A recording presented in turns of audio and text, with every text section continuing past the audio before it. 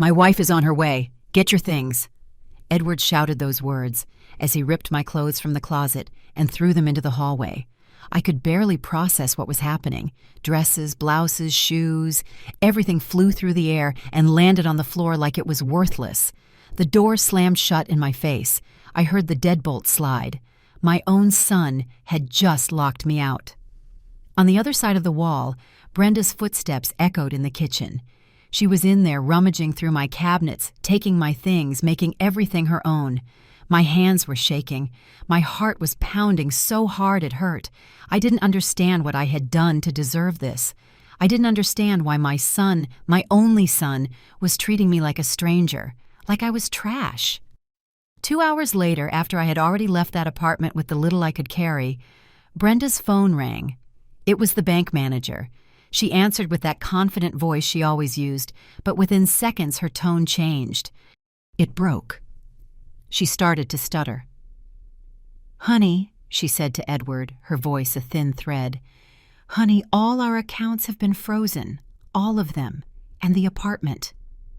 There was a silence. Edward snatched the phone from her. He spoke with the manager. His face turned pale. He hung up without a word. They just stared at each other. And in that moment, they understood something. Something I had known from the beginning. Something they never bothered to find out. But it was already too late. Let me tell you how we got here. Let me tell you how my own flesh and blood became my worst enemy, and how I, without them knowing, always had the last word. 3 years ago, my life was completely different. I lived alone in a spacious apartment full of light, full of memories. My husband had passed away 6 months earlier, and every corner of that house reminded me of him. His chair by the window, his coffee mug in the cupboard, the photos of our trips hanging on the wall. I spent my afternoons looking at those pictures, trying to keep his memory alive. But the loneliness was heavy. So heavy that some days I didn't even have the strength to get out of bed. I cried in silence. I ate little. I slept less. The house felt like a mausoleum, and I was the only ghost haunting it. That's when Edward called. His voice sounded concerned, sweet, full of love. "Mom," he said, "you can't go on like this, living alone, locked up in that place. Brenda and I have been talking. We want you to come live with us. We can take care of you. Keep you company. You don't have to be alone. We have plenty of room. Please, Mom, let us help you." When I heard those words, something inside me broke. I cried. I cried with relief. I thought my son was rescuing me. I thought I would finally have family nearby, someone to share the mornings with, someone to ask me how I slept, someone to make me feel like I still mattered. I accepted immediately. I started packing my things. I sold some furniture. I donated clothes I no longer wore. I put the most important photos in a box.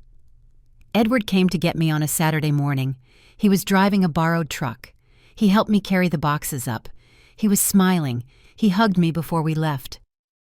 "It's all going to be okay, Mom," he said. "You'll see. You're going to be with us." My God, how I believed him. The first few months were good. Brenda would cook, and I would help her chop vegetables. Edward would come home from work, and the 3 of us would have dinner together. They would ask me how my day was. I told them about the walks I took in the nearby park, about the book I was reading, about the neighbor downstairs who always greeted me with a smile. I felt useful. I felt like part of something, but it didn't last. Little by little, things started to change. Brenda stopped smiling at me. She started making comments, small ones at first. "Linda, did you leave the lights on again? The electric bill is sky high." Or in the kitchen, "Don't use so much salt, I can't handle it with my blood pressure." When I cleaned the living room, she would check behind me and sigh. "Don't do it if you can't do it right. Just leave it." I tried not to pay attention. I thought it was just stress, that maybe Brenda was going through something difficult at work. But the comments became more frequent, sharper, more hurtful. Edward changed too. He stopped hugging me when he got home. He stopped asking me how I was. During dinner, he would look at his phone while I talked, as if my words were just background noise, as if I didn't exist anymore. One night I tried to tell him about a pain in my knee. He didn't even look up. "Uh-huh," he mumbled. Brenda looked at him and smiled. That smile sent a chill down my spine. One afternoon while I was washing dishes, I heard them talking in their bedroom. The door was cracked open. I didn't want to listen, but their voices carried clearly into the kitchen. "I can't take it anymore, Edward," Brenda was saying in that sharp tone she used when she was furious. "We have no privacy. She's always here meddling, asking questions, taking up space." "This isn't what we signed up for," Edward sighed. "I know, honey, but she's my mother. What do you want me to do?" Brenda laughed. A bitter laugh.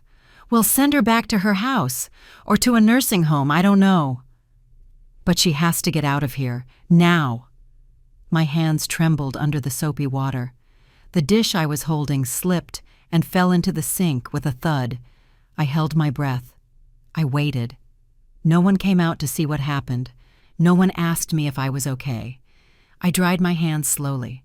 I left the kitchen. I went to my room. I closed the door. I sat on the bed. And I cried in silence. I cried for the son I thought I had. I cried for the family that never was. I cried for myself, for being so naive, so foolish, so blind. After that night, everything got worse. Brenda stopped pretending. She no longer spoke to me with fake politeness. She ignored me. She would walk past me as if I were a piece of furniture. When I entered the living room, she would change the channel without asking. When I opened the fridge, she would let out a loud sigh. One day I made soup for the three of us. It was a recipe Edward loved as a child. I left it on the stove, hoping he would be happy when he got home from work. But when he served himself a bowl, Brenda looked at it with disgust. "Soup again," she said. "Can't you cook something normal?" Edward tried a spoonful and put it down. "It's too salty, Mom. I can't eat it." He pushed the bowl to the center of the table. Brenda smiled. They ordered takeout. They ate in front of me without offering me anything. I just sat there looking at my bowl of soup, feeling something inside me break a little more. The insults started soon after. They were indirect at first. Brenda would tell Edward loud enough for me to hear that old people lose their minds, that they become clumsy, that they are a burden. Edward would nod. Sometimes he laughed. He never defended me, not once. Then the insults became direct. One day I tripped over a box in the hallway. Brenda was standing right there. She looked at me with disgust. "Watch it, you useless old woman. You're going to break something, and then we'll have to take care of you like a baby." I felt tears burning my eyes, but I didn't cry. Not in front of her. I wouldn't give her the satisfaction. Edward started coming home late, very late. Some days he wouldn't even eat dinner at home. When I asked him if everything was okay, he would look at me annoyed. "I'm tired, Mom. I don't feel like talking." Brenda was always nearby, watching, enjoying every hurtful word that came out of his mouth. It was as if she had reprogrammed him.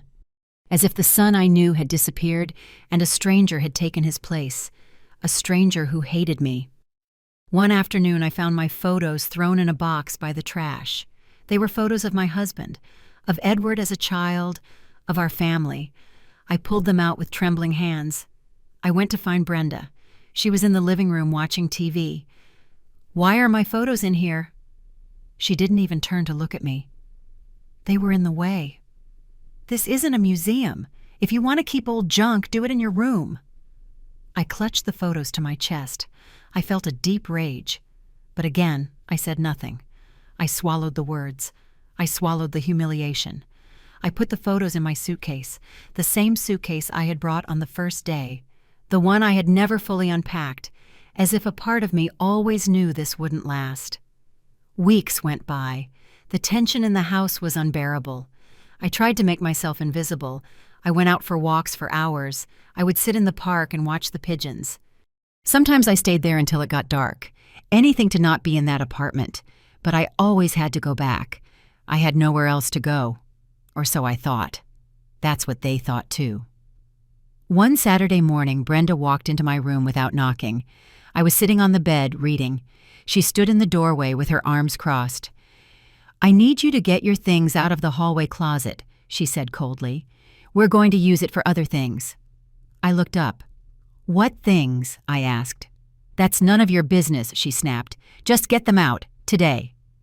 I stood up slowly. I walked to the closet. I opened the door. My coats were in there, my scarves, my winter shoes. I took them out one by one. Brenda watched me with that cold smile I hated so much. "Hurry up," she said. "I don't have all day." That night, Edward and Brenda argued. I was in my room, but the walls were thin. "I can't take it anymore," Brenda screamed. "You have to decide. It's either her or me." Edward tried to calm her down.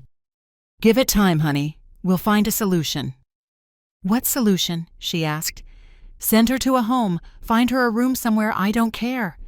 But she has to get out of here. Now." I lay down on the bed.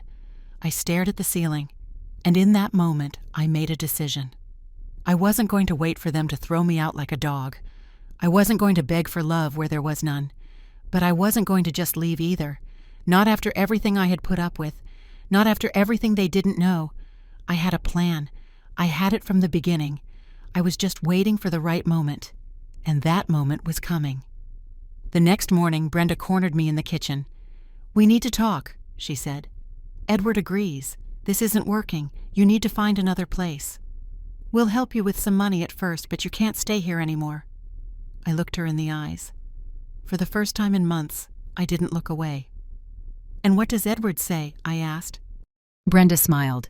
"He says the same thing. He just doesn't have the guts to tell you." "But I do. So start looking." "You have 2 weeks." I nodded slowly. "Okay," I said. She seemed surprised. "That's it, just like that?" she asked. "Just like that," I replied. I turned and walked out of the kitchen.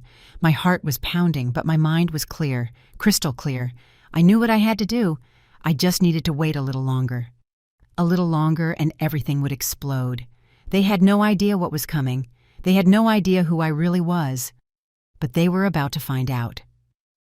3 days passed after that conversation in the kitchen. 3 days where Brenda looked at me with a triumphant smile every time we passed. 3 days where Edward completely avoided my gaze. He knew. He knew they were kicking me out. He knew his wife had given me an ultimatum, and he did nothing. He said nothing. That hurt more than any insult, more than any contempt. The silence from my own son was a knife twisting deeper every day. I continued with my routine. I got up early, I made coffee, I went for a walk, I came back, I read in my room, I ate a simple dinner, I went to bed.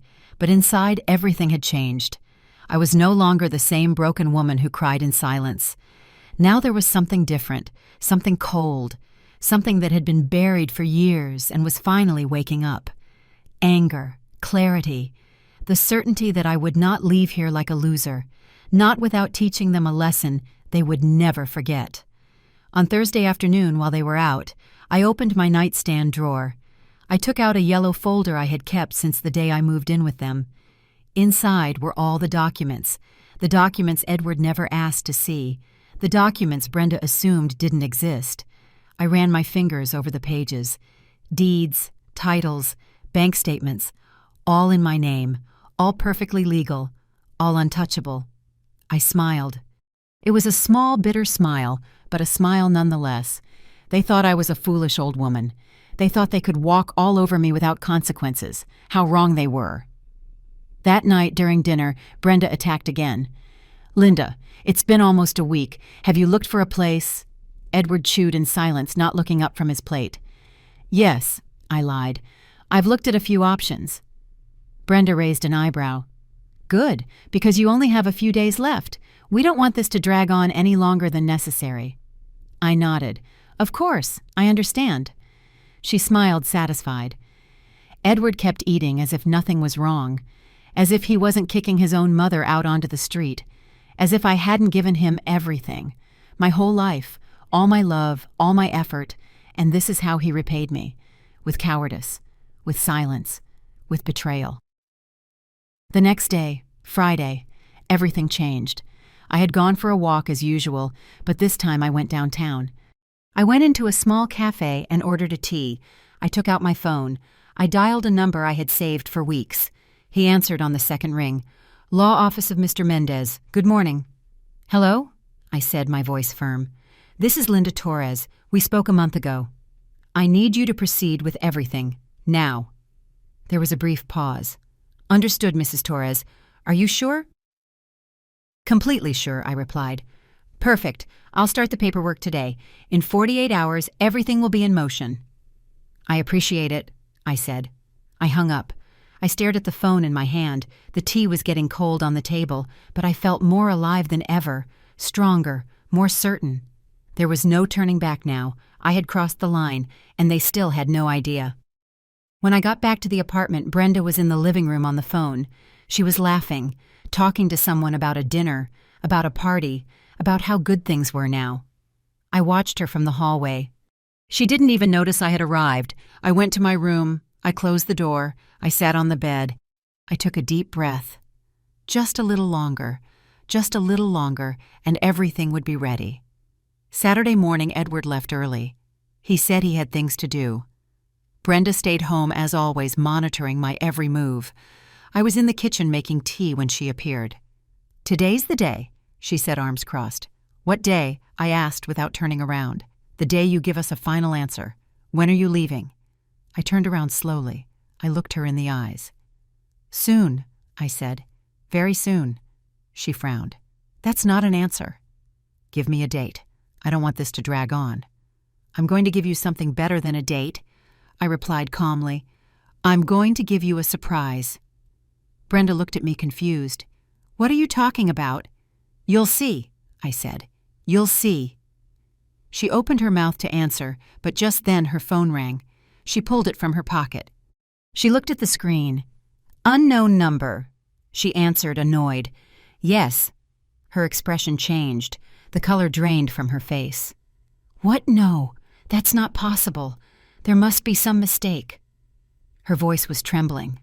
I backed away slowly, leaving her there in the kitchen, the phone pressed to her ear. I went to my room. I closed the door. I sat on the bed. And I waited. I waited for her to process what she had just been told. I waited for the perfect world she had built on my back to start crumbling. 10 minutes passed. 15. Then I heard fast footsteps in the hallway. The front door opened. Edward was home. Brenda ran to him. Her voice was high-pitched, desperate. Edward, you have to call the bank, now. They say all our accounts are frozen. All of them. I can't access anything. What? Edward's voice sounded confused. That's impossible. It has to be a mistake. It's not a mistake, she yelled. I just spoke with the manager. He says there's a legal order. That someone started a process. Edward, what is going on? Silence. A heavy silence. Then I heard his footsteps. He was dialing a number, talking to someone. His voice was tense. Yes, this is Edward Salazar. I need to know what's happening with my accounts. What do you mean, frozen? On whose order? Another pause. Linda Torres. But she's my mother. What does she have to do with this? His voice got louder. What do you mean the apartment is in her name?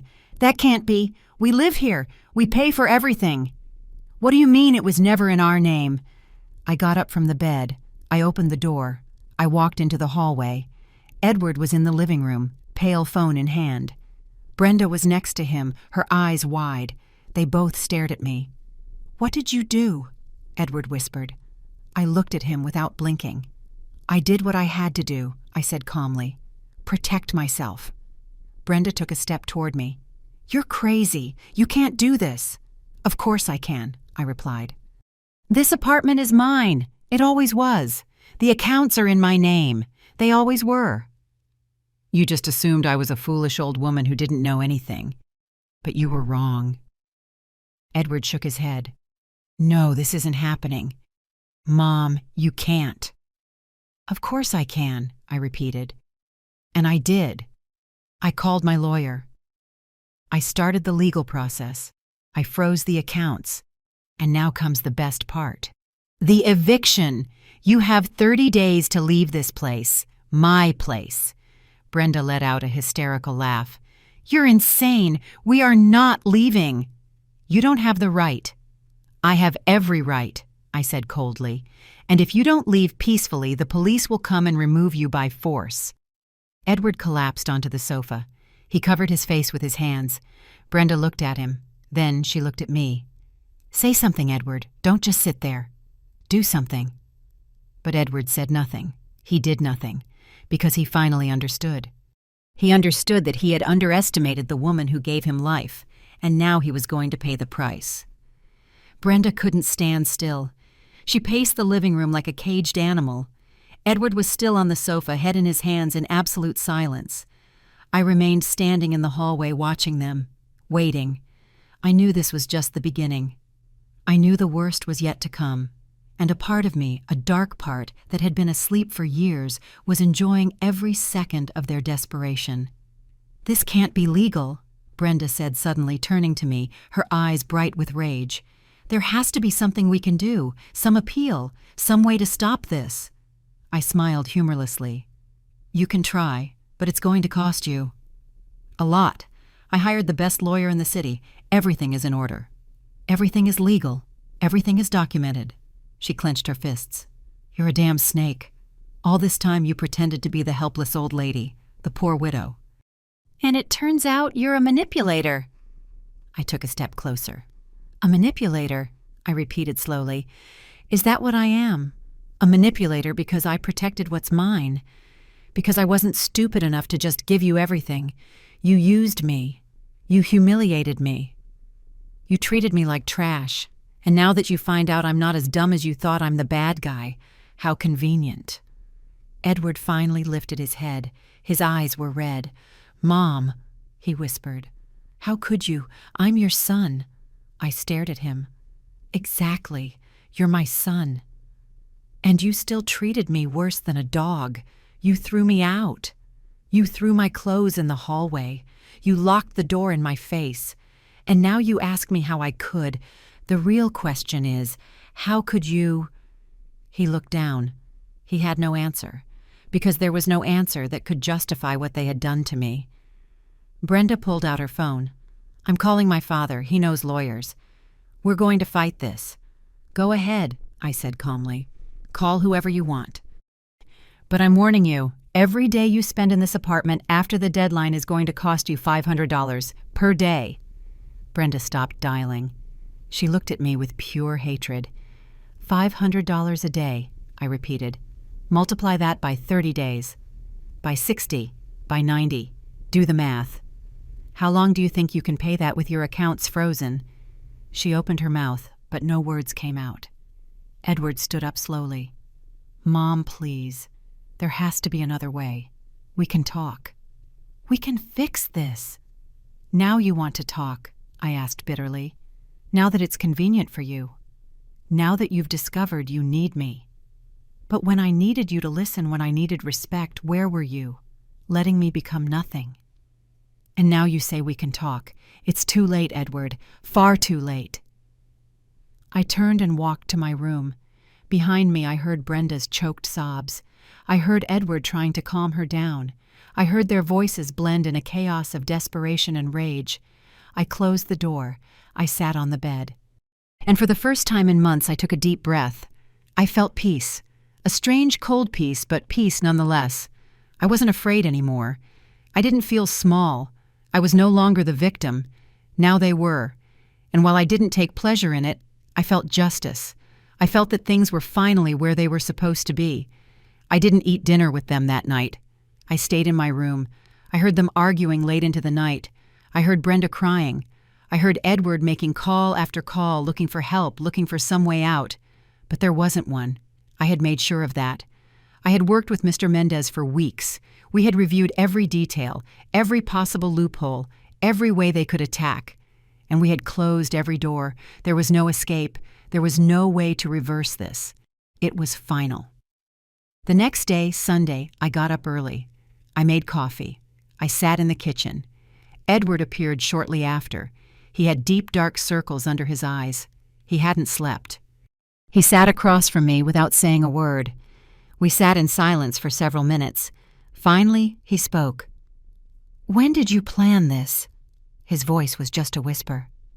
"From the beginning," I replied. "From the day I moved in here." He looked at me confused. "But you wanted to come. You accepted." I nodded. "Yes, I accepted because I was lonely. Because I had just lost your father. Because I thought my son loved me. But I wasn't naive. I put the apartment in my name. I put the accounts in my name. I did all that just in case things went wrong one day. And look, they went wrong.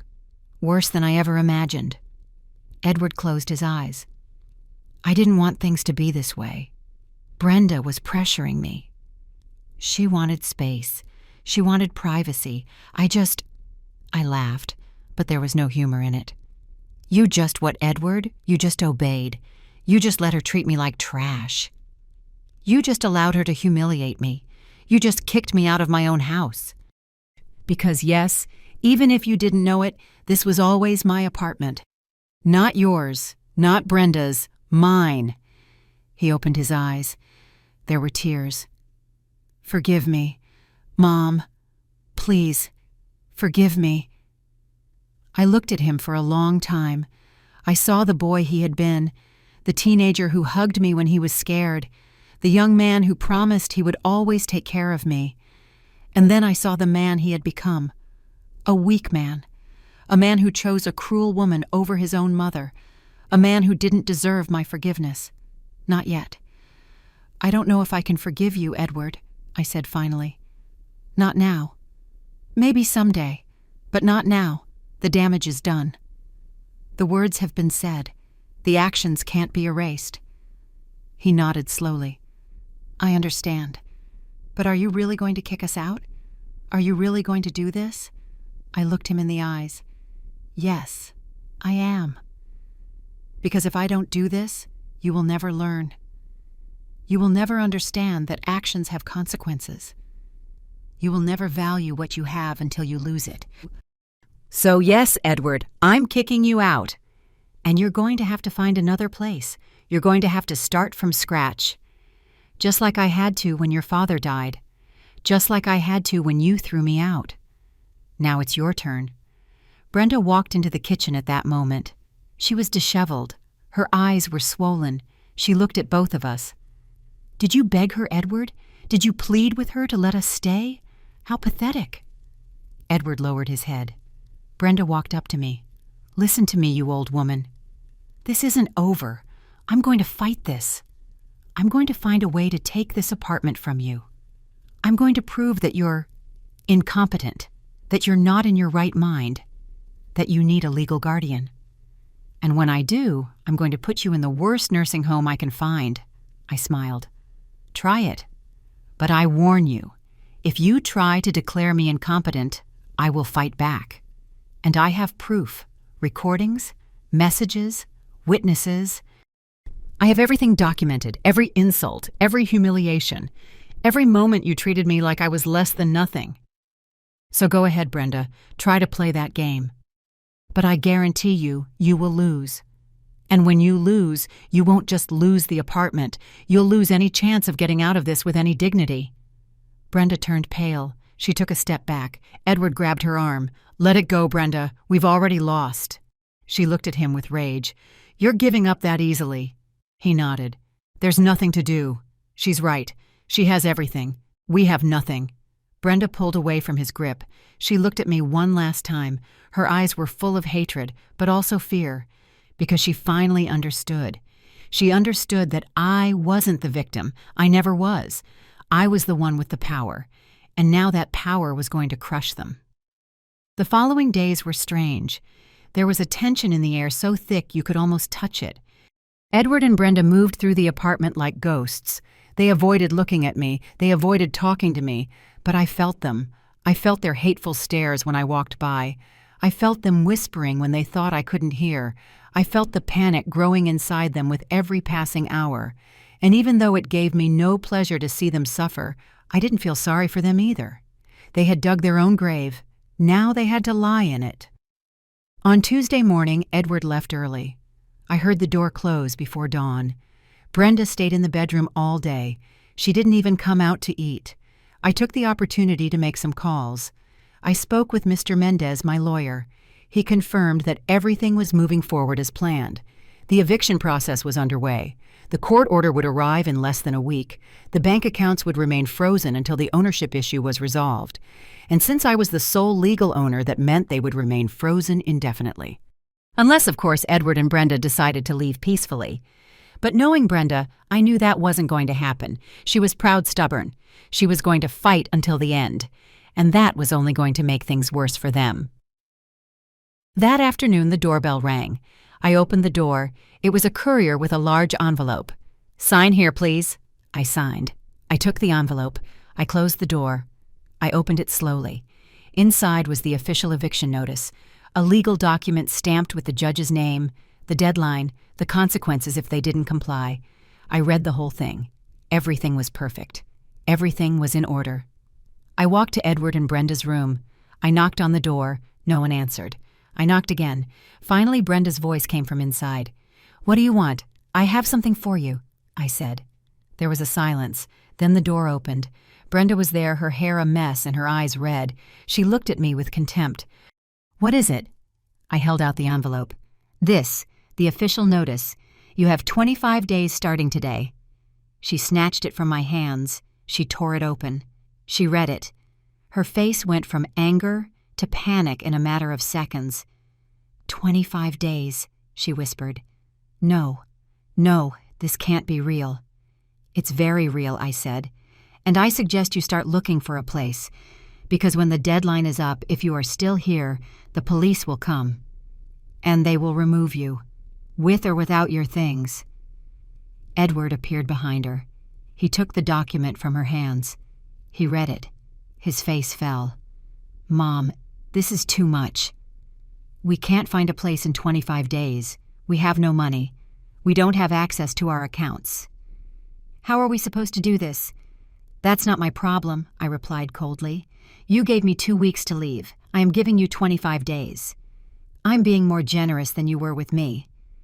Edward shook his head. "We can't. We just can't."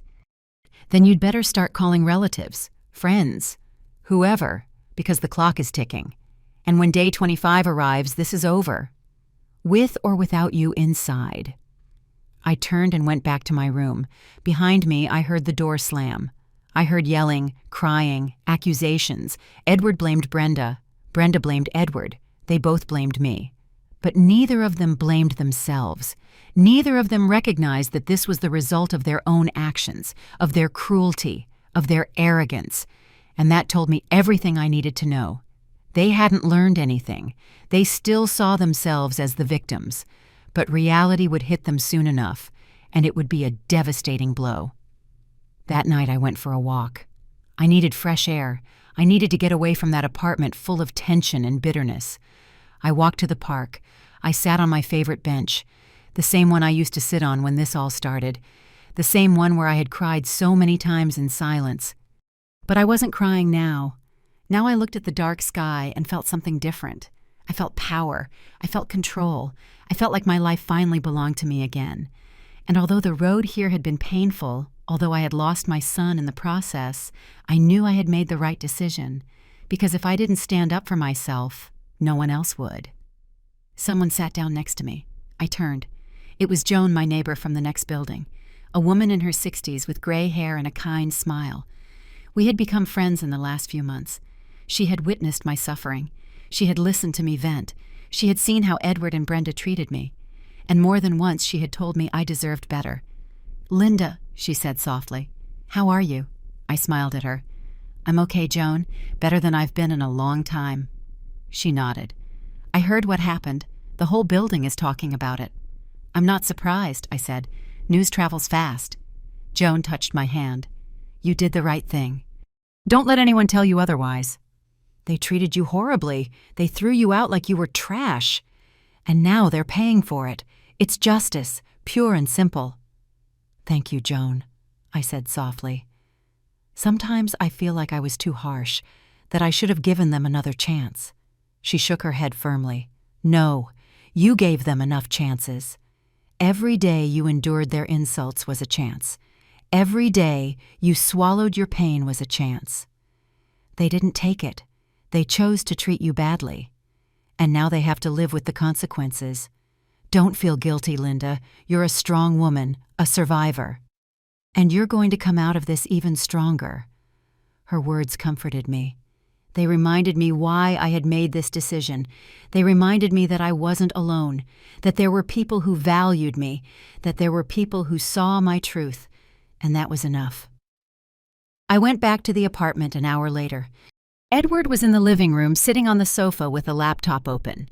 He was looking for apartments for rent. He scrolled through page after page. They were all too expensive. They all required deposits they couldn't pay. They all asked for references they didn't have. I watched him from the hallway. He looked defeated, small, nothing like the man who just days ago had yelled at me to get my things. Nothing like the man who had thrown my clothes in the hallway like trash. Now he was the one with no way out. Now he was the one feeling the weight of desperation. And although a part of me felt sorry for him, a bigger part felt this was necessary, that this was what had to happen for him to understand, for him to grow, for him to become the man he should have been from the beginning. Brenda came out of the room. She saw me standing in the hallway. She stopped. We looked at each other for a long moment. "Are you waiting for us to beg? Are you waiting for us to be humiliated in public? Are you waiting for us to be on the street? Is that what you want?" I didn't answer. I just looked at her. Because the truth was, I didn't know what I wanted. I didn't want them to suffer forever, but I didn't want them to get off scot-free either. I wanted them to learn, to feel, to understand what they had done. And if that required them to hit rock bottom, then so be it. Brenda took a step closer. Her voice changed. It softened. "Please, Linda. I'm begging you, don't do this. We can change. We can be better. Give Edward another chance. He's your son. Your only family. Are you really going to destroy him over pride?" I stared at her. "This isn't pride, Brenda. This is dignity. This is respect. This is what I should have done from the very first insult. But I was weak. I was tolerant. I was the mother who forgives everything because she loves her son. And look where that got me. It got me in the hallway with my clothes thrown on the floor. So no, I'm not stopping this. Not out of pride, but because it's the right thing to do. Because if I don't, you will never learn, and I will never get my peace back." Brenda opened her mouth to reply, but said nothing. There was nothing to say. I turned and went to my room. I closed the door. I lay down on the bed. I stared at the ceiling, and I thought about everything that had happened, about everything that was still to come, about what my life would be like when this was all over. Because one thing was for sure, when Edward and Brenda left, I wouldn't live here again. This apartment was full of bitter memories, full of pain, full of betrayal. No, when this was all over, I would leave too. I would sell this place. I would buy something smaller, something quiet, something just for me. And I would start over. But this time, I would start by being true to myself, without sacrificing my dignity, without letting anyone walk all over me, without ever forgetting this lesson. Never again. The days passed slowly. Every morning I crossed off a date on the calendar in my room. 23 days, 22 days, 21. Time was running out, and Edward and Brenda were still in the apartment, more desperate every day, sinking deeper into their own trap. I watched them from a distance. I saw them making calls. I saw them arguing. I saw them crying. And even though something inside me twisted with guilt, I didn't give in. I couldn't give in. This wasn't just about me anymore. This was for all the women who stay silent, for all the mothers who endure, for all the people who let themselves be trampled because they don't know they have power. I had discovered my power, and I wasn't going to let it go. One afternoon, while I was making tea in the kitchen, Edward approached. He had a folder in his hands. He looked nervous. "Mom, I need to talk to you." I looked at him without saying anything. He opened the folder. He took out some papers. He put them on the table. I ran the numbers. If we sell the car, if I pawn a few things, we could scrape together about $3,000. With that, we can rent something small, something temporary. But I need you to unfreeze just one of the accounts. Just one, so we can make the deposits, so we can get started. Please. I looked him in the eyes. And Brenda, does she agree with this? He looked down. She doesn't want to leave. She still thinks we can fight this. That we can find some lawyer to reverse the situation. But I get it now. I know there's no turning back. I just want this to be over with as little pain as possible. I took the papers. I looked them over. They were listings for apartments, all small, all in distant neighborhoods, all much cheaper than this place.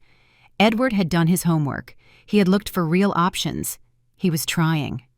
For the first time in all this, he was actually trying. I sighed. "I'll think about it," I said finally, "but I'm not promising anything. If I decide to unfreeze an account, it will be with conditions. And if Brenda keeps up her attitude, if she keeps fighting, if she keeps trying to sabotage this, the deal is off. Understood?" He nodded quickly. Yes, understood. Thank you, Mom. Thank you." He hurried out of the kitchen as if he was afraid I'd change my mind. I was left alone with the papers. I read them again. I felt something strange, something I didn't expect to feel. Sadness. Sadness that my son was in this state. Sadness that our relationship had come to this point. Sadness that it all could have been different if he had chosen differently. But I also felt something else. I felt hope.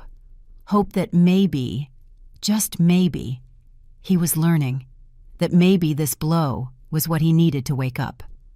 That night, I called Mr. Mendez. I told him about Edward's proposal. Mr. Mendez was direct. "Linda, legally you can do whatever you want. It's your accounts, your money. But I advise you to be careful. If you unfreeze an account and they use that money to hire a lawyer and fight, you could complicate your life. Not much because the case is solid, but they could drag it out. Make it more tiring." I thought about it for several minutes. Finally, I made a decision. I'm going to unfreeze one small account, the one with about $5,000. Enough for them to rent a place and move. But only if they sign a document agreeing to the eviction voluntarily and waiving any future claims on the apartment. Mr. Mendez laughed on the other end of the line. "You're tough, Linda, but smart. Very smart. I'll prepare that document tomorrow." The next afternoon, Mr. Mendez arrived at the apartment with the document. Edward and Brenda were in the living room. They tensed up when they saw the lawyer enter. Mr. Mendez introduced himself with cold professionalism. "Good afternoon. I'm Mr. Mendez, Mrs. Linda Torres's attorney. I have a proposal. If you sign this document agreeing to vacate the premises voluntarily and waiving all future legal claims to this property, Mrs. Torres will unfreeze an account with $5,000. That money will allow you to rent a place and move out in an orderly fashion. If you do not sign, the eviction process continues as planned, and there will be no financial assistance of any kind." Brenda stood up immediately. "This is blackmail. It's illegal. We're not signing anything." Mr. Mendez looked at her unfazed. "It's not blackmail, ma'am. It's an offer. You have the right to refuse it. But you also have to understand that without that money, without access to your accounts, and with the eviction already in process, your options are extremely limited." Edward looked at the document. Then he looked at me. "Would you really do this? You'd really give us that money if we sign?" I nodded. "Yes, I would. Because even though I am angry, even though you hurt me deeply, I don't want to see you on the street. I want you to leave, to start over, to learn, but I don't want to completely destroy you. So yes, Edward, if you sign, I'll unfreeze the account, and you can leave with some dignity." Brenda shook her head. "No, I'm not signing. This is humiliating." "I'd rather fight." Edward grabbed her arm. "Brenda, stop. We can't fight. We have nothing to fight with. This is the best deal we're going to get. We have to take it." She looked at him with rage. "You're okay with this. You're just going to let your mother humiliate us like this." He sighed. "It's not humiliation, Brenda. It's a consequence. A consequence of what we did, of how we treated her. And if we don't accept this, we're going to end up worse off, much worse. So please just sign." Brenda stared at him for a long time. Then she looked at the document. Then she looked at me. Her eyes were full of hatred, but also defeat. Finally, with shaking hands, she took the pen. She signed. Edward signed after her. Mr. Mendez collected the document. "Perfect. This is now on record. As of now, you have 15 days to vacate voluntarily. Mrs. Torres will unfreeze the account tomorrow morning. Have a good afternoon." Mr. Mendez left. I remained standing in the living room. Edward and Brenda didn't move. The silence was crushing. Finally, Edward spoke. "Thank you, Mom. I know we don't deserve your help. I know we don't deserve anything. But thank you." I didn't respond. I just nodded. I turned and went to my room. I closed the door. I sat on the bed, and I let out the breath I had been holding. It was done. The document was signed. In 15 days they would be gone, and I would be free. Free of them. Free of the pain. Free of it all. The next few days were quieter. Edward spent all his time looking for apartments, organizing the move, selling things. Brenda stayed locked in the bedroom most of the time. When she did come out, she avoided looking at me. We didn't talk. We didn't cross paths. It was like we lived in parallel worlds, and that was fine. It was easier that way, because every conversation, every look was a reminder of the damage, and I had had enough. One morning while I was having coffee in the kitchen, Brenda came in. She stood by the door. She didn't say anything at first. Then, in a low voice, almost inaudible, she spoke. "I never thought it would come to this." I looked up. I looked at her. She avoided my gaze. "Me neither," I said calmly. "But here we are." She nodded. "I know I treated you badly. I know I was cruel. And I know nothing I say will change that. But I want you to know it wasn't personal. I just didn't know how to handle the situation. I felt invaded. I felt like I had no space. And instead of talking about it, I attacked you. And that was wrong." I looked at her for a long moment. It wasn't a full apology. It wasn't enough. But it was something. It was the first acknowledgement of her mistake. And while it didn't erase anything, at least it showed some humanity. "Thank you for saying that," I replied. "But it doesn't change anything. The damage is done. The words remain. The actions remain. And while I appreciate that you at least recognize it, I can't forgive it. Not now. Maybe never." She nodded. "I understand. I just wanted you to know." She left the kitchen. I was left alone with my coffee. I thought about her words. I thought about whether I could ever forgive her. Forgive Edward. And the answer was uncertain. Maybe with time. Maybe with distance. Maybe never. But what I did know was that I wouldn't forget. I would never forget how they made me feel, how they diminished me, how they erased me. And that memory would be my shield, my reminder, my lesson to never again allow anyone to treat me like that, never again. Moving day arrived faster than I expected.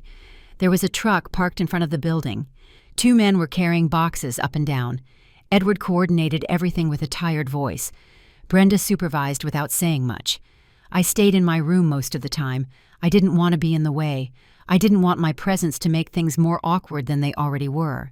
But every now and then I would come out and see the apartment emptying, see the furniture disappear, see the walls become bare, and I felt something strange, a mixture of relief and melancholy. Relief because this was finally ending. Melancholy because this meant my relationship with my son was also ending, at least for now. In the mid-afternoon, Edward knocked on my door. I went in. He was standing there with a box in his hands. "Mom, these are yours." "They're the photos you found in the trash months ago. I saved them. I thought you'd want them." I took the box. I opened it. There they were. The photos of my husband, of Edward as a child, of our family when we were happy. I looked at them one by one. I felt a lump in my throat. "Thank you," I said, my voice breaking. Edward nodded. He just stood there as if he wanted to say something else. Finally, he spoke. "I know I ruined everything. I know I wasn't the son you deserved. And I know I can probably never fix what I broke. But I want you to know I'm sorry. I'm truly sorry. And even though I know it doesn't mean much now, I want you to know that I'm going to try to be better. Not for you, because I already lost that right, but for me. because I don't want to be this man. I don't want to be someone who hurts the people he loves. I looked him in the eyes. There were tears there, real tears, not tears of manipulation, not tears of self-pity, but tears of true regret. And though part of me wanted to hug him, a stronger part kept me firm. "I hope you do, Edward," I said calmly. "I hope you learn. I hope you grow. And I hope one day you become the man I know you can be. But that's not up to me. It's up to you." He nodded. "I know." He wiped his eyes on his sleeve. "I'm leaving now. The truck is almost full. I just wanted to say goodbye." I nodded. "Take care, Edward." He turned around. He walked to the door. Before leaving, he stopped. He turned back. "I love you, Mom. I've always loved you. And I always will, even if it doesn't seem like it, even though I ruined everything. I love you." And he closed the door. I was left alone in my room with the box of photos in my hands. The tears finally came. I cried in silence. I cried for what was, for what could have been, for what would never be. I cried for my son, for the relationship we had lost, for the time we could never get back. But I also cried with relief, because I was finally free. I could finally breathe. I could finally be myself without fear, without humiliation, without constant pain. Half an hour later, I heard the truck's engine fading away. I looked out the window. I watched it disappear around the corner. Edward and Brenda were gone. The apartment was empty, silent. I left my room. I walked through the hallways. I went into the living room. Everything was deserted. Only the marks on the floor where the furniture had been. Only the holes in the walls where the pictures had hung. Only the echo of what this place once was. I sat on the floor, in the middle of the empty living room, and I breathed deep. It was mine again. It was all mine. My space, my peace, my life. That night I called Joan. I told her Edward and Brenda were gone. She came to the apartment with a bottle of wine and 2 glasses. We sat on the living room floor. We made a toast. "To you, Linda," she said with a smile. "To your courage, to your strength, to your dignity." We clinked glasses. We drank. And for the first time in a long time, I smiled. A real smile. A smile that came from deep inside. Joan looked at me fondly. "And what will you do now?"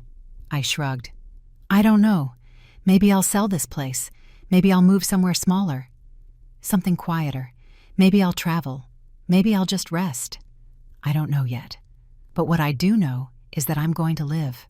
I'm going to live for me, without sacrificing myself for anyone else, without letting anyone trample on me, without ever forgetting this lesson." Joan nodded. "That sounds perfect. And when you need company, I'll be here." "Thank you, Joan," I said softly. "Thank you for being here, for listening, for not judging me." She took my hand. "That's what friends are for, Linda, to be there when things get tough. And you were there for me when I needed it. Now it's my turn."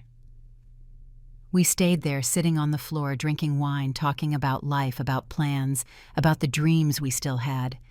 And I realized something. I wasn't alone. I had never been alone. I had just been blind. Been blind from the pain, from the need for family, from the fear of loneliness. But now I saw clearly. I saw that family isn't always blood, that sometimes family is the people you choose, the people who value you, the people who are there when everything falls apart. I spent the next few days cleaning the apartment, repairing the walls, painting, making the place feel like a home again. Like my home. Joan helped me. She brought plants, she brought new curtains, she brought life. And little by little the apartment was transformed. It was no longer the place where I had suffered. It was no longer the place where I had been humiliated.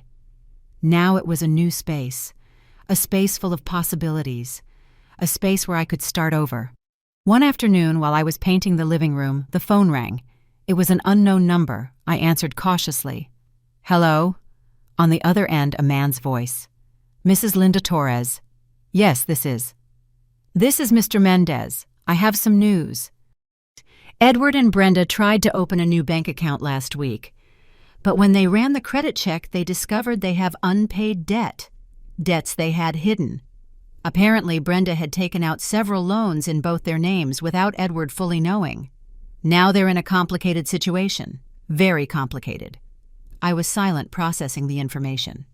How complicated? Mr. Mendez sighed. They owe around $20,000 between credit cards and personal loans. And with no stable income, no access to their old accounts, they're going to have trouble paying. They'll probably end up in collections, maybe even face lawsuits. I closed my eyes. A part of me felt satisfaction, justice, karma. But another part felt sadness. Sadness that my son was sinking deeper and deeper. Sadness that the decisions he had made were destroying him. "Thank you for letting me know," I said finally. "You're welcome, Mrs. Torres. I just wanted you to be aware. If you need anything else, don't hesitate to call." I hung up. I stood in the middle of the living room with the paintbrush in my hand. I thought about Edward, about how he had come to this, about how he had allowed Brenda to manipulate him, about how he had lost everything by following someone who clearly didn't have his best interests at heart.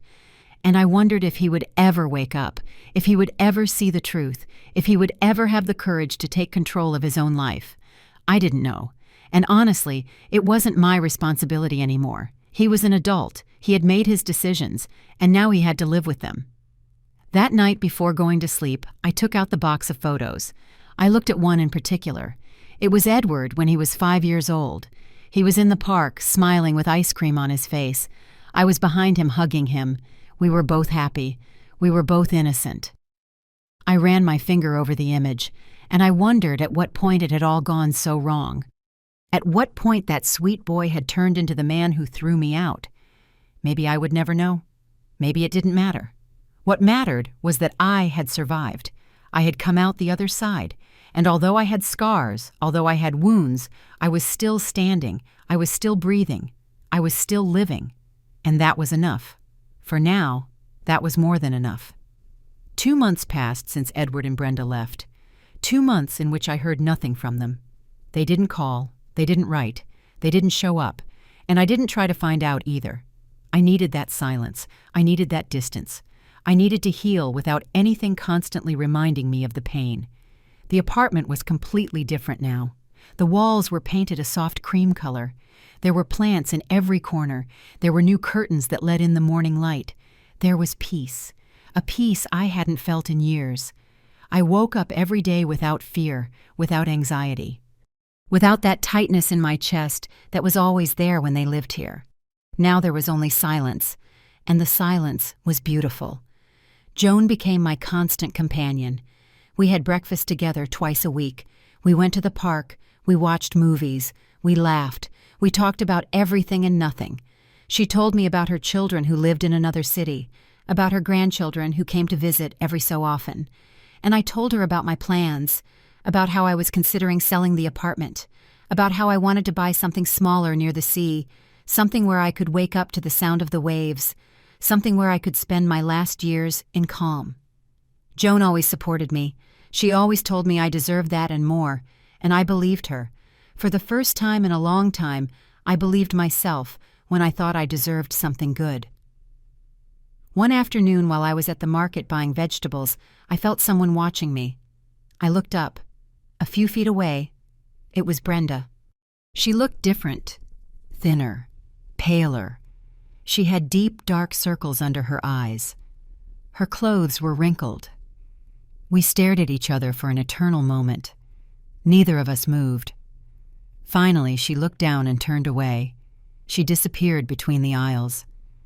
I stood there with the vegetables in my hand, feeling my heart pound. I didn't expect to see her. I wasn't prepared for that encounter, but at the same time, I felt something strange. I didn't feel anger. I didn't feel hatred, just a deep sadness, a sadness for her, for how far she had fallen, for how her pride had led her to this. That night I couldn't sleep. I kept thinking about Brenda, about how she looked, about what it meant. The next day I called Mr. Mendez. "I need you to look into something. I want to know how Edward and Brenda are doing. Where do they live? How are they surviving? I'm not going to do anything with the information. I just need to know." Mr. Mendez was silent for a few seconds. "Are you sure, Mrs. Torres?" Yes, I replied. I'm sure. Okay, I'll have information for you in 2 days. 2 days later, Mr. Mendez called me. What I found isn't pretty, Linda. They're living in a small apartment in the industrial park. It's a rough area, dangerous. Edward is working in a warehouse loading boxes. He's making very little. Brenda hasn't found a job yet. They're living day to day. The debts are still growing. Collectors are calling them constantly. And from what I could find out, their relationship is in crisis. They fight all the time. Brenda blames him. He blames her. It's a disaster. I closed my eyes. I took a deep breath. Are they okay, health-wise? Mr. Mendez hesitated. Edward is fine physically, but he looks exhausted, emotionally destroyed.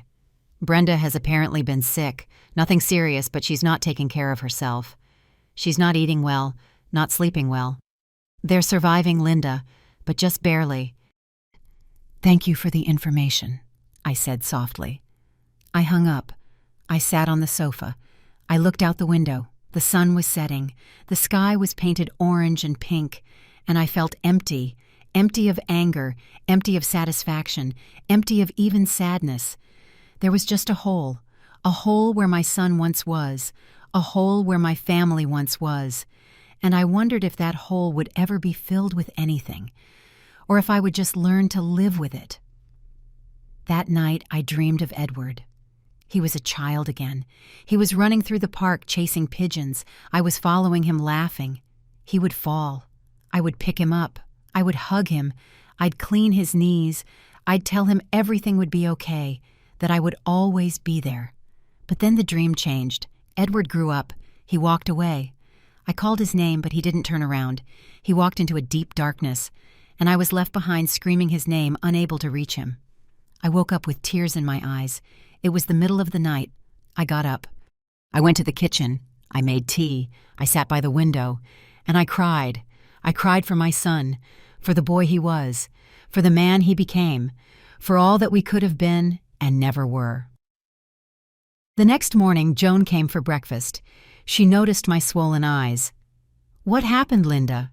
I told her about Brenda at the market, about the call from Mr. Mendez, about how Edward was living. Joan listened in silence. When I finished, she took my hand. And what are you going to do? I don't know. I answered honestly. A part of me wants to help him, wants to send him money, wants to make sure he at least has food, but another part tells me I shouldn't. That if I do, he'll never learn. He'll fall back into the same patterns. That Brenda will manipulate him again, and that all of this will have been for nothing. Joan nodded. You're right on both counts. He's your son. It's natural to want to protect him, but he's also an adult. And adults have to learn from their mistakes. You have to decide what's more important to you, your peace or his immediate well-being. I spent the next few days thinking, analyzing, trying to find the right answer. But there wasn't one. There was no right answer. There were only options. Difficult options. Options that hurt no matter which one I chose. Finally, I made a decision. I called Mr. Mendez. I want you to get something to Edward, without him knowing it's from me. What is it? He asked. $1,000 in cash and a letter. What should the letter say? I'll write it myself. Just make sure it gets into his hands. Not Brenda's, only his. That afternoon, I sat down to write. It was one of the hardest things I had ever done. Choosing the right words. The words I needed to say without opening my heart too much, without giving false hope, without letting him think everything was forgiven. I wrote and erased, until finally it was ready. Edward, this money is so you can eat this month, so you can breathe a little. It's not a gift. It's not forgiveness. It's just help. Help because even though you hurt me, even though you broke my heart, you are still my son.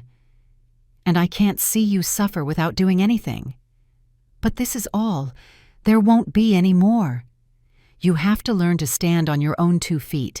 You have to learn to make the right decisions.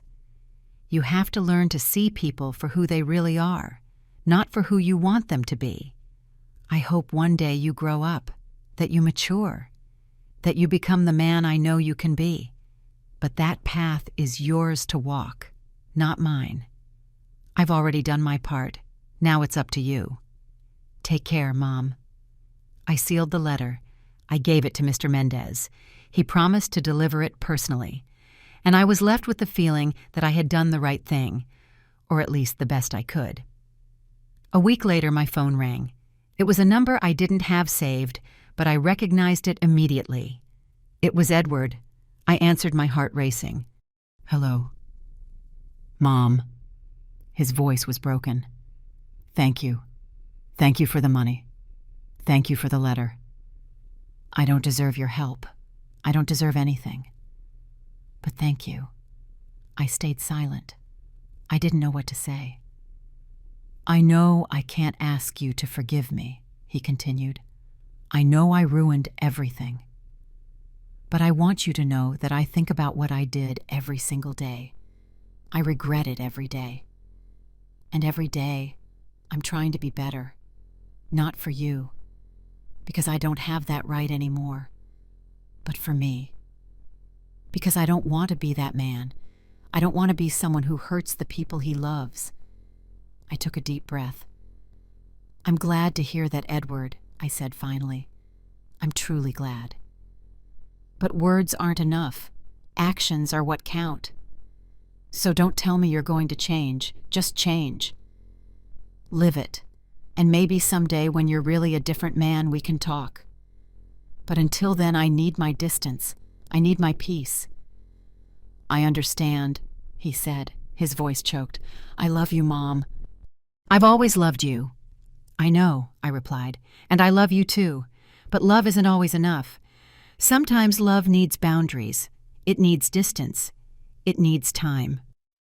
I hung up before he could answer, before I could break down. I sat there with the phone in my hand. Tears ran down my face. But this time, they weren't tears of pain. They were tears of release, tears of acceptance, tears of peace. 6 more months passed. 6 months in which my life completely transformed. I sold the apartment at a fair price. I bought a small house near the beach just as I had dreamed. It was a simple place with 2 bedrooms, a large kitchen, with windows overlooking the sea, and a small garden where I planted roses and lavender. Every morning I woke up to the sound of the waves. Every afternoon I walked barefoot on the sand. Every night I sat on the porch with a cup of tea and looked at the stars. It was a quiet life, a simple life. But it was mine. Completely mine. Joan visited me every 2 weeks. She would stay for the weekend. We cooked together. We watched old movies. We laughed until our stomachs hurt. She said I looked younger, more alive, more free, and she was right. I felt reborn, as if the last few years had just been a bad dream and I had finally woken up. I was finally myself again. The woman I had been before I got lost in the role of the self-sacrificing mother. The woman who knew how to laugh, who knew how to enjoy life, who knew how to live without carrying the weight of the world on her shoulders. One day while I was watering the plants in the garden, a car pulled up in front of my house. It was an old car with faded paint. Edward got out of the driver's seat. He looked different, thinner, but in a healthy way. His hair was shorter. He was wearing simple, clean clothes. He stood by the car looking at me nervously. I put the hose down on the grass. I dried my hands on my apron, and I waited. I waited for him to say something, for him to take the first step. "Hi, Mom," he said finally, his voice trembling. "I know I shouldn't have come without calling. I know I don't have the right. But I needed to see you. I needed to tell you some things." I looked at him in silence. Part of me wanted to run to him, to hug him, to tell him everything was okay. But another part, the part that had learned its lesson, kept me firm. "It's okay," I said calmly. "You can talk." Edward took a deep breath. "I left Brenda 3 months ago. It was the hardest decision I've ever made, but also the most necessary. I realized she wasn't good for me, that she never was, that she manipulated me, that she used me, and that I let her because it was easier than confronting her. But not anymore. I'm not going to live like that anymore. I'm living alone now. I have a better job. It's not much, but it's honest, and I'm paying off the debts little by little. It's going to take me years, but I'm going to do it. I also started therapy. I needed to understand why I let things get so bad, why I hurt you so much, and I'm learning. I'm growing. I'm not the same man I was a year ago, and although I know that doesn't erase what I did, I want you to know that I'm trying. I'm really trying. I listened to every word. I saw the sincerity in his eyes. I saw the exhaustion. I saw the effort. And something inside me softened, just a little. I'm happy to hear that, Edward, I said finally. I'm truly happy. But I need you to understand something. I've changed too. I'm not the mother who forgives everything no matter what. I'm not the woman who sacrifices herself until she disappears. I have boundaries now. I have peace. And I won't let anything or anyone take that away from me. So if you want to have a relationship with me, it has to be different. It has to be built on respect, on honesty, on mutual effort. Do you understand that? He nodded, tears in his eyes. Yes, Mom. I understand. And I respect that. I didn't come here expecting you to forgive me right away. I just came to tell you I'm sorry, that I'm working on being better, and that if you ever decide to give me another chance, I'll do everything I can not to disappoint you. But if you decide you don't want to see me again, I'll understand that too. Because I know I don't deserve your forgiveness. I just want you to know that I love you, that I've always loved you, and that I'll never stop regretting what I did. I walked toward him slowly. I stood in front of him. I looked him in the eyes, and I saw my son, not the man who had hurt me, but the boy I had held in my arms, the teenager I had comforted after his first heartbreak, the young man who had dreamed of doing great things, and I felt something I hadn't felt in a long time. I felt hope that maybe, just maybe, we could rebuild something, not what we had before, that was broken forever, but something new, something stronger, something built on truth and respect. I don't forgive you yet, I said, my voice firm but soft. Forgiveness takes time. It takes effort. It takes proof that you've really changed, but I'm willing to try. I'm willing to give you a chance, one single chance. If you waste it, if you hurt me again, if you show me that your words are just words, then it's over. For good. Is that clear? He nodded quickly. Yes, crystal clear. I won't let you down, Mom. I promise. Okay, I said. Then let's start over, slowly. No expectations, no pressure. Just two people trying to get to know each other again. Edward smiled. A small, shy but genuine smile. I'd like that. I'd like that a lot. I pointed to the garden. Do you want to help me finish watering the plants? He nodded. Sure, I'd love to. We worked together in silence for an hour. We didn't talk much. It wasn't necessary. Just being there doing something simple was enough. It was a start. A small, fragile start, but a start nonetheless. When we finished, I made fresh lemonade. We sat on the porch. We watched the sea. The sun was setting. The sky was turning bright colors. Edward broke the silence. This place is beautiful, Mom. It's perfect for you. I smiled. Thank you. It's my sanctuary, my peaceful place. He nodded. I'm glad you found it. You deserve it. We sat in silence again, but this time it wasn't an awkward silence. It was a comfortable silence, a silence full of possibilities. Edward stayed until it got dark. Before he left, he hugged me. It was a tentative hug at first, but then it became stronger, more real, and I let myself hug him back. I let myself feel that hug. I let myself believe that maybe, just maybe, my son had come back, or at least he was on his way. Thank you for giving me this chance, he whispered. I won't waste it. I hope not, I replied. Now go. Drive safe. He nodded. I'll call you next week. Okay. I watched him get in the car. I watched him drive away down the dirt road, and I stood there on the porch, my heart full of contradictory emotions. Fear, hope, sadness, joy. all mixed in a whirlwind I couldn't control. That night before going to sleep, I took out the box of photos. I looked at the photo of Edward as a child, the same one I had looked at so many times. But this time, instead of sadness, I felt something different. I felt gratitude. Gratitude because despite everything, despite the pain, despite the wounds I had survived, I had come out the other side. And I hadn't just survived, I had flourished. I had found my strength. I had found my peace. I had found my voice. And no one ever again would take it from me. I closed the box. I put it away in the closet. I didn't need to cling to the past anymore. I didn't need to cry for what was. Now I could look forward. Now I could live in the present.